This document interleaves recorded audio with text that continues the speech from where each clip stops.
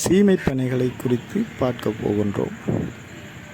இலங்கையில் இருக்கின்ற மட்டக்களப்பு நகரத்திற்கு ஒரு இயற்கை அழகு இருக்கின்றது.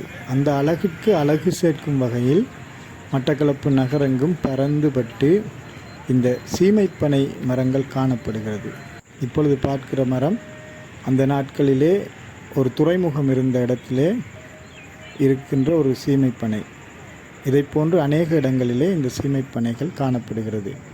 இது ஏதோ ஒரு வெளிநாட்டிலிருந்து இலங்கைக்கு அல்லது மட்டக்களப்புக்கு வந்திருக்க வேண்டுமென்று ஊகிப்பதால் சீமைப்பனை என்று இதற்கு பெயர் வைத்தார்களோ தெரியவில்லை. இந்த சீமைப்பனையுடைய விசேஷம் என்னவென்றால், இது ஒரு மரமாக இருந்தாலும் அநேக கிளைகளை விட்டு வளரும். சாதாரண பனைமரங்களைப் போல் இல்லாமல் அநேக கிளைகளை விடும். இப்பொழுது நீங்கள் பார்க்கிற மரத்திலே ஒரு மரத்தில் 16 கிளைகள் வரை இருக்கின்றது. அதனுடைய காய்களும் வளமையான பனம்பழம் போல இல்லாமல் வேறொரு நிறத்திலே மஞ்சள் சார்ந்த ஒரு மண்ணிறத்திலே காணப்படுகிறது.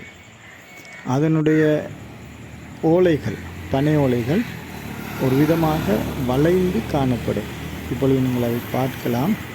ஒரு வளைந்த நிலையிலேயே அந்த பனை ஓலைகள் காணப்படும். அதனுடைய பனம் கருக்குகள் மிகவும் கூர்மையாக இருக்கும். அந்த பனமட்டையிலே காணப்படுகிற அந்த கருக்குகள் மிகவும் கூர்மையாக காணப்படும்.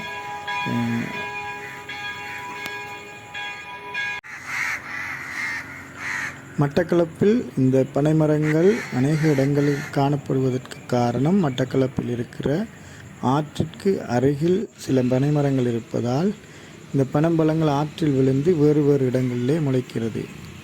இதை போன்ற மரங்கள் இலங்கையின் வேறு இடங்களிலும் சில இடங்களில் காணப்படுவதாக சொல்லுகிறார்கள்.